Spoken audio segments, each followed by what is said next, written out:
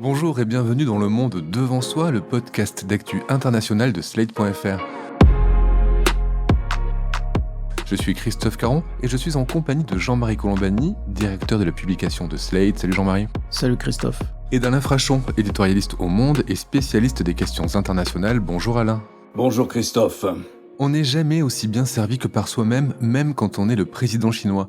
Lors de la dernière grande réunion plénière du Parti communiste chinois, dite le plénum, Xi Jinping a décidé de renforcer sa place dans la mythologie communiste chinoise en faisant adopter une résolution sur l'histoire du parti.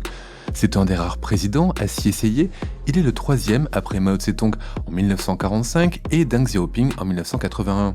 Comme il a été le troisième aussi après Mao Tse-tung et Deng Xiaoping à laisser son empreinte sur l'idéologie socialiste chinoise en inscrivant sa pensée dans la Constitution en 2017. Xi Jinping cherche ainsi à asseoir son pouvoir dans le pays et au sein du Parti communiste chinois en vue des prochaines élections lors du 20e congrès. Car oui, il y a des élections en Chine, visiblement Alain.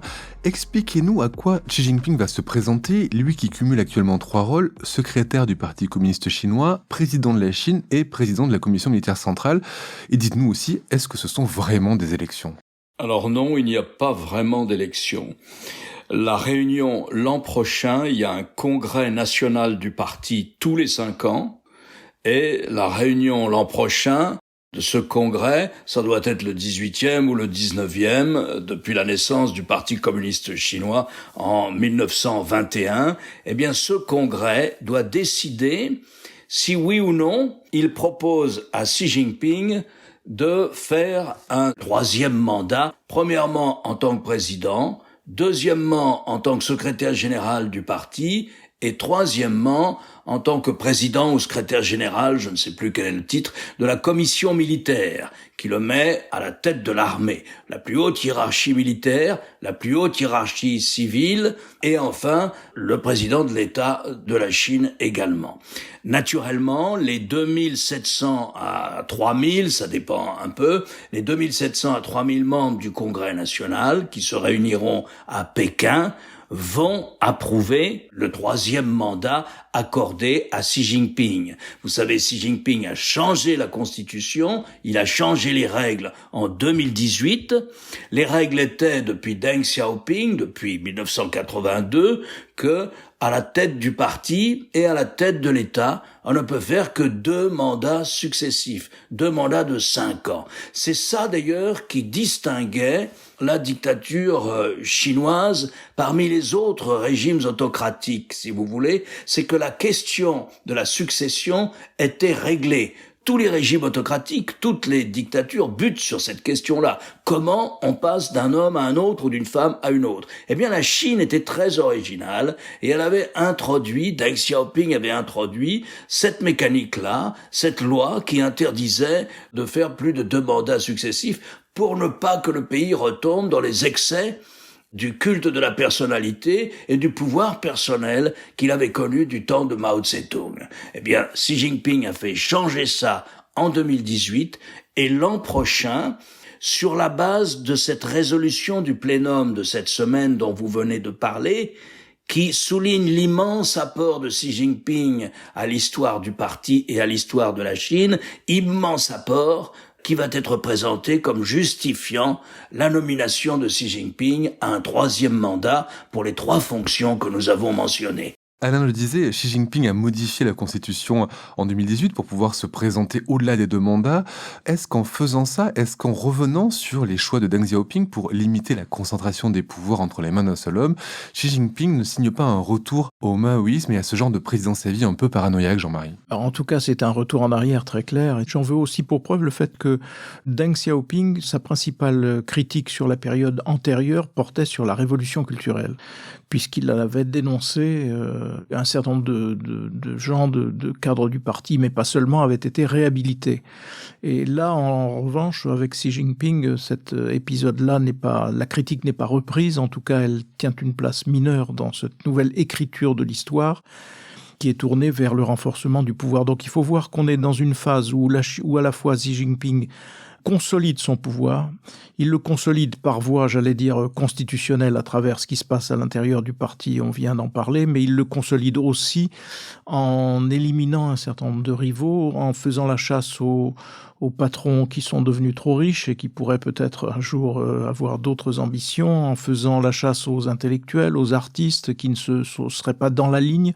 Donc c'est une reprise en main totalement complète, qui ressemble bien davantage en effet à la période maoïste et qui a pour but donc de consolider son propre pouvoir. Ce pouvoir pour quoi faire ? Pour affirmer, et là c'est le changement qu'introduit vraiment Xi Jinping dans la politique chinoise, pour affirmer une politique de puissance. Selon la terminologie qu'il emploie lui-même, Xi Jinping, il dit que Mao a remis la Chine debout, que Deng Xiaoping l'a rendue riche et que lui va devoir la rendre puissante. Les deux sont liés. L'ambition de puissance est liée au fait qu'il renforce considérablement son propre pouvoir. À charge pour nous de savoir suffisamment à temps si cette volonté de puissance peut se traduire à un moment ou à un autre par des volontés guerrières ou militaires, comme on peut le craindre vis-à-vis notamment de Taïwan, qui reste le grand problème qui est d'ailleurs devant nous. Il faut se rappeler que l'évolution de Xi Jinping est assez fascinante d'ailleurs, parce que il apparaît sur la scène publique, j'allais dire urbi et orbi, en 2017, où il est pour la première fois un dirigeant chinois est convié au forum de Davos. Et là, il fait l'éloge de l'économie de marché. Mais quelques années plus tard, dans les années récentes, il ne fait plus l'éloge de l'économie de marché, il nous parle de la Chine et il nous dit « le temps est venu de mettre la Chine au centre ». Donc c'est une ambition mondiale, nouvelle, qu'il énonce et qui est liée en effet au fait qu'il renforce son propre pouvoir, avec toujours la croyance que tout doit passer par le parti et que c'est grâce au parti et à sa solidité, à sa cohérence, etc., et à sa discipline bien évidemment, que la Chine elle-même va pouvoir redevenir une nation puissante. Donc tout est lié dans le système qu'il installe. Oui, parce qu'il n'y a pas qu'en politique qui reprend la main, même sur le plan économique, Alain. Xi Jinping tranche un peu avec l'ouverture à un capitalisme à la chinoise qui avait été initié par les derniers présidents pour remettre l'État au centre de la vie économique. Quand on dit l'État, c'est plutôt le parti, puisque le parti est présent dans toutes les entreprises, qu'elles soient chinoises ou étrangères. Et Xi Jinping a fait publier un certain nombre de textes et de règlements, une manière de législation, si vous voulez, qui incite les entreprises à donner de plus en plus d'importance aux représentants du parti dans la gestion et la définition d'une entreprise, de ce que doit faire une entreprise. Encore une fois, qu'elle soit étrangère ou chinoise. Et donc le rôle du parti est dans toute la vie chinoise est réaffirmé comme étant absolument central.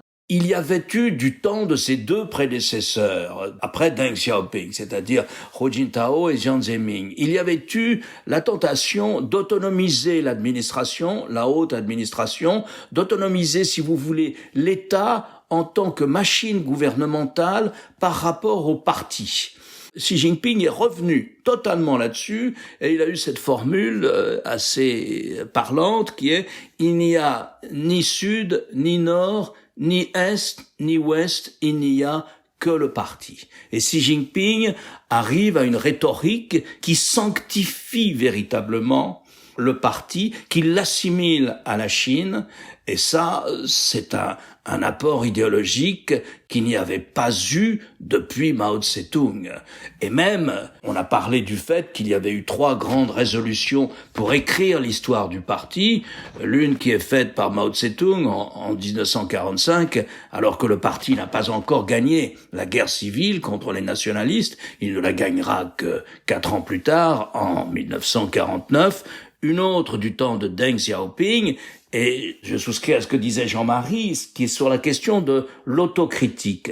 Dans la résolution définissant, racontant l'histoire du parti selon Deng Xiaoping, il y a des éléments d'autocritique. Il y en a sur la révolution culturelle et il y en a surtout sur la politique folle lancée à la fin des années 50 par Mao, qui s'appelle le grand bond en avant, qui consistait à faire des communes, les communes disposant de l'industrie, de l'agriculture. C'était une sorte de collectivisation totale de la vie économique. Le grand bond en avant a provoqué une famine qui a tué plusieurs dizaines de millions de Chinois.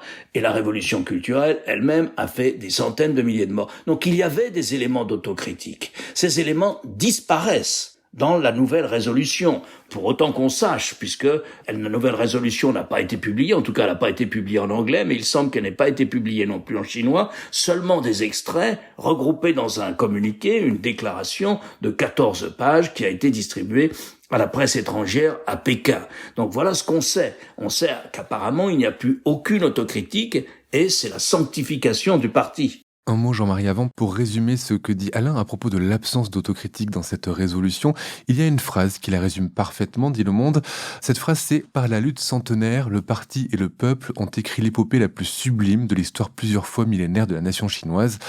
Xi Jinping met ainsi le Parti communiste au-dessus de tout dans l'histoire chinoise. Non, mais Xi Jinping est un personnage sublime, d'ailleurs, puisqu'il se décrit comme tel. Non, mais ce qui est frappant aussi, c'est... Moi, je souris un petit peu parce que il était de bon ton dans les cercles dirigeants français de louer la façon assez exceptionnelle, d'ailleurs, dont la Chine préparait ses leaders, dont le parti réussissait à...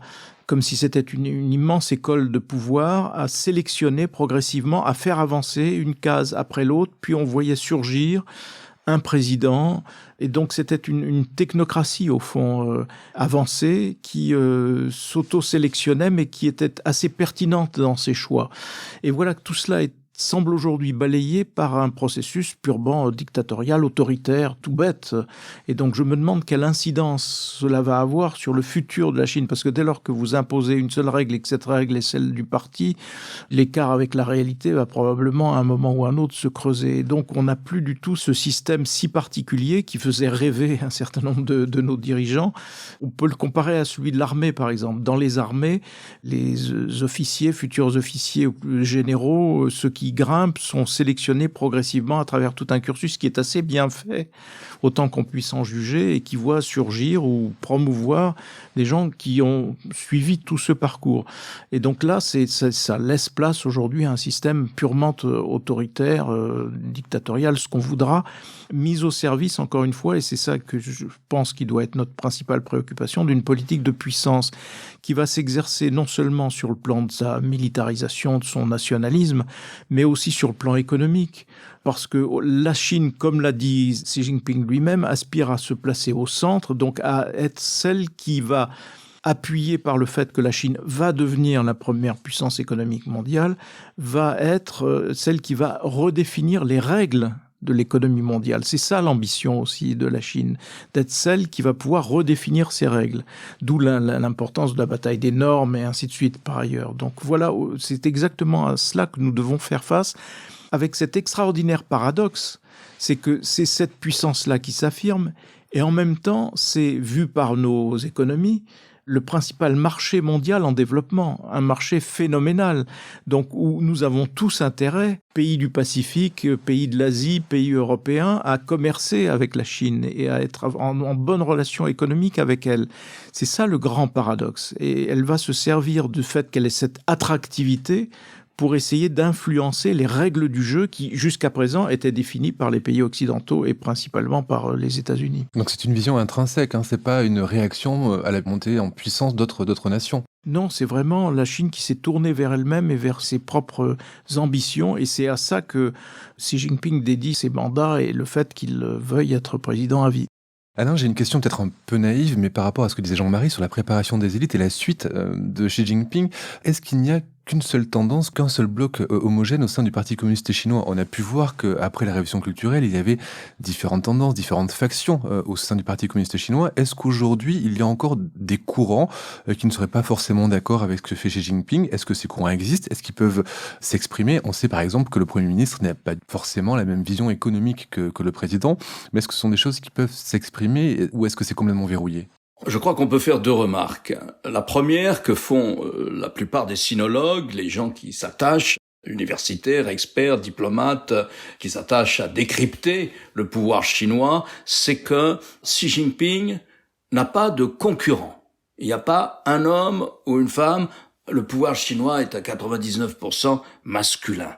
Mais il n'y a pas un homme ou une femme dans les instances dirigeantes du parti qui semble être en mesure de concurrencer Xi Jinping. Pour plusieurs raisons, mais notamment par le fait qu'il est, semble-t-il, il a une forte popularité dans l'opinion. Il a purgé tous ceux qui pouvaient, sous prétexte de lutte contre la corruption, il a purgé tous ceux qui pouvaient lui faire de l'ombre. Donc il semble qu'il n'a pas de concurrent. Mais en revanche, les experts s'appuient sur le fait que la résolution sur l'histoire du Parti communiste, telle qu'elle vient d'être réécrite, c'est un livre de 600 pages, la résolution du plénum, du comité central de cette semaine, eh bien cette résolution, il semble qu'elle n'ait pas été livrée in extenso à la presse chinoise. Alors on en est amené à faire des remarques. Dans les extraits qui ont été publiés, en chinois ou en anglais, il n'est pas repris l'un des grands projets de Xi Jinping d'expansion du pouvoir économique et politique chinois à l'extérieur. Vous savez, les routes de la soie. Ce projet de financer les infrastructures partout dans le monde de manière à rapprocher les marchés extérieurs de la Chine, par des ports, par des routes, par des chemins de fer, etc. Ça n'est pas repris, par exemple. Il y a comme ça 2 ou 3 autres éléments qui tiennent particulièrement à Xi Jinping, notamment sa volonté de lutter contre les inégalités et d'organiser ce qu'il appelle une aisance pour tout le monde. C'est pas exactement la formule. La formule, c'est la prospérité commune. Et d'organiser la prospérité commune, ce n'est pas repris non plus. D'après les économistes, la Chine est une économie plus inégalitaire encore que celle des États-Unis. Elle laisse quand même 600 millions de Chinois dans la pauvreté. Peut-être pas dans la grande pauvreté, mais dans la pauvreté. Elle a sorti des centaines de millions de Chinois de la pauvreté, l'économie chinoise, depuis Deng Xiaoping, depuis 1978, mais elle en laisse quand même dans la pauvreté. Donc on se dit, les observateurs sont amenés à en conclure qu'il y a dû avoir un compromis. Ok, Xi Jinping pourra exercer un 3e mandat à partir de 2022, lors du congrès national du parti en 2022, on l'autorisera, il sera nommé, plus exactement, pour un 3e mandat, mais il y a, semble-t-il, eu une discussion et des compromis peut-être. Un mot là sur la rencontre Joe Biden et Xi Jinping, dont on a appris qu'elle se tiendrait le 15 novembre. La semaine prochaine. De quoi ils vont parler ensemble et quels vont être l'axe des discussions et l'axe des relations qu'on peut imaginer? En tout cas, ce qui les rapproche, c'est le climat, puisqu'il y a eu cet accord en déclaration qui converge au fond sur la lutte contre le réchauffement climatique. Donc ça, c'est une première base. On se souvient que Joe Biden avait été très dur et très critique envers le président chinois qui ne s'était pas rendu à Glasgow. Donc tout d'un coup, c'est un élément d'apaisement qui est apparu et on semble vouloir en tout cas éviter la tonalité trop confrontationnelle qui existe entre les deux pays. Donc tout le problème de Joe Biden, c'est de monter un système qui puisse contenir la puissance de la Chine, et tout le problème de la Chine sera d'essayer d'éviter qu'il y ait une coalition trop forte contre elle. Et donc je disais tout à l'heure que l'argument principal chinois, c'est le fait que Européens, Australiens, pays d'Asie, tout ce qu'on voudra, ont intérêt à ce que le marché chinois leur soit ouvert, parce que c'est un marché en formidable expansion, parce que c'est le principal gisement de développement et de croissance solvable en tout cas. Donc, alors que par ailleurs, il faudra aussi essayer de contenir les appétits nationalistes. Et de ce point de vue-là, le juge de paix, en quelque sorte, c'est Taïwan. C'est ce qui va se passer dans le détroit de Formose, avec le risque permanent d'un incident. Il y a encore eu très récemment une centaine d'avions chinois qui ont été propulsés dans l'espace aérien de Taïwan. Et là-dessus, il faut regarder ce que dit Xi Jinping lui-même, qui consiste à dire sans ambiguïté aucune sur le fait que Taïwan doit faire retour à la Chine continentale. Et on a l'exemple de Hong Kong, on a l'exemple des Ouïghours pour montrer qu'ils ne plaisantent pas avec ce type d'objectif. Donc jusqu'où iront-ils ? Les experts considèrent qu'aujourd'hui, il n'y a pas de menace immédiate parce que la capacité militaire chinoise n'est pas encore apte à envahir Taïwan, mais qu'elle le sera prête d'ici une dizaine d'années. Donc voilà, en attendant la guerre, en attendant cette période-là, il y aura des compromis d'autant plus nécessaires. Prenez par exemple, c'est assez fascinant à observer, l'immense plan de relance de Joe Biden. sur l'économie américaine, qui fonctionne, en tout cas qui fonctionnera aussi, on peut l'espérer pour lui en termes électoraux. Mais ça a provoqué un appel d'air phénoménal de marchandises venues de la Chine. Et donc la Chine qui pensait, au travers la politique de Xi Jinping, se retourner plus principalement vers la consommation intérieure, s'est aperçue, le virus s'étant un petit peu éloigné, qu'elle repartait sur les chapeaux de roue grâce aux exportations, les exportations étant tirées par les plans de relance qui ont été lancés de part et d'autre, et notamment aux États-Unis.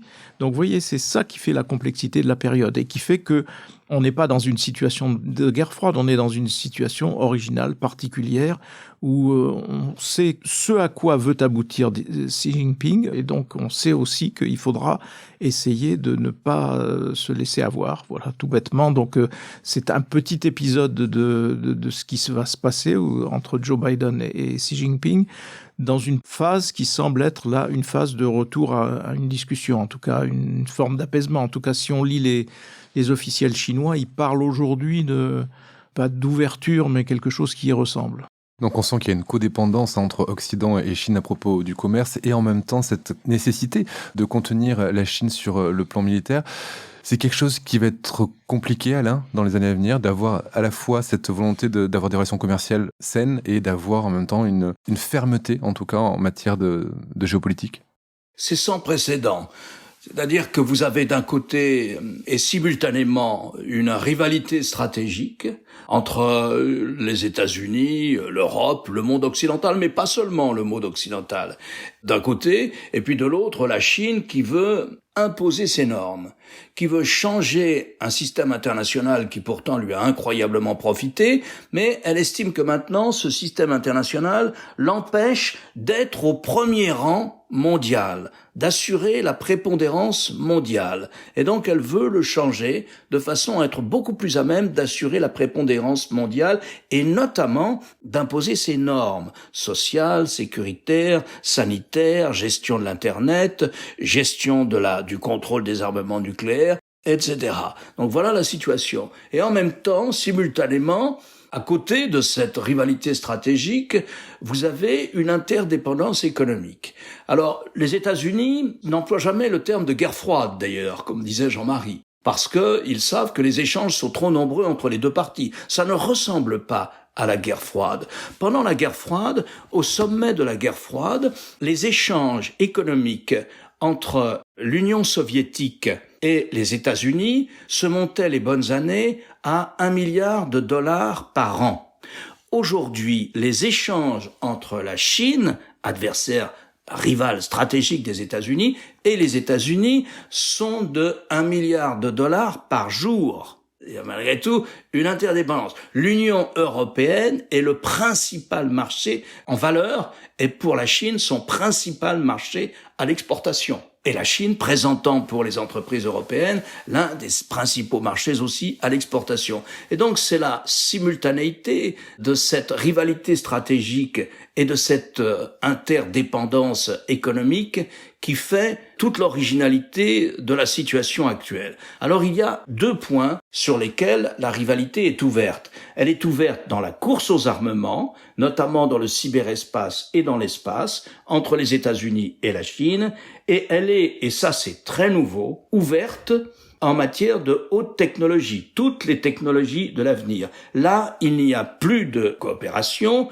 entre les États-Unis et la Chine. Les États-Unis se méfient des Chinois, les États-Unis diminuent, limitent le nombre d'étudiants chinois autorisés dans les laboratoires, dans les grandes universités américaines, et les entreprises américaines sont fortement incitées à ne plus développer de coopération avec les entreprises chinoises de haute technologie. Mais pour tout le reste, notamment les échanges financiers, les investissements croisés, en dehors de la technologie, pour tout le reste, l'interdépendance est toujours assez forte. Une dernière question avant de terminer cet épisode. La rencontre entre Biden et Xi Jinping sera en visioconférence. Le président chinois n'est pas sorti de Chine depuis janvier 2020. Est-ce qu'on sait pourquoi ? On évoque en général le Covid, le risque du Covid, on évoque cela. Après, on a dit, mais c'est parce qu'il prépare le plénum du comité central. Maintenant, il pourrait y avoir donc la semaine prochaine, le 15 novembre, un sommet en visioconférence entre les deux dirigeants. Mais voilà, c'est toute l'opacité du système chinois. On ne sait pas pourquoi il ne sort plus de Chine. On pourrait se poser la même question d'ailleurs pour Vladimir Poutine, qui n'est venu, lui aussi, n'est venu ni au G20, ni au sommet sur le climat à Glasgow. La situation n'est peut-être pas aussi stable et aussi solide pour lui, et donc il n'a pas trop intérêt à s'éloigner. On peut avoir aussi une vision de cette nature, mais en fait, on n'en sait rien. C'est bien le problème avec la Chine souvent. Il n'y a pas ce qu'il y avait au temps du Kremlin et de l'Union soviétique, et que nous avons bien connu, Alain et moi, des kremlinologues qui savaient décrypter et qui avaient quand même quelques infos. Là, il y a zéro information sur ce qui se passe à l'intérieur de ce petit groupe où ils sont 7 dirigeants autour de Xi Jinping. Et là, les discussions dont on a parlé tout à l'heure se jouent autour de 400 personnes à peu près, où il y a les responsables du parti, les responsables de l'armée, les responsables des régions, les gouverneurs des régions et ainsi de suite. Il y a probablement des gens qui pensent pas tout à fait comme lui dans une assemblée de cette nature. Mais on ne sait rien. Mais c'est un pays difficile à espionner, si on pense au service. Certes, mais qui est capable d'espionner les autres de façon assez exceptionnelle, mais qui est difficile à pénétrer en revanche. Merci Alain, merci Jean-Marie. Alain, je rappelle votre chronique hebdomadaire chaque jeudi dans Le Monde et sur lemonde.fr. Et Jean-Marie, je rappelle votre participation hebdomadaire le jeudi aussi à l'émission Politique sur France 24. Merci messieurs et à la semaine prochaine.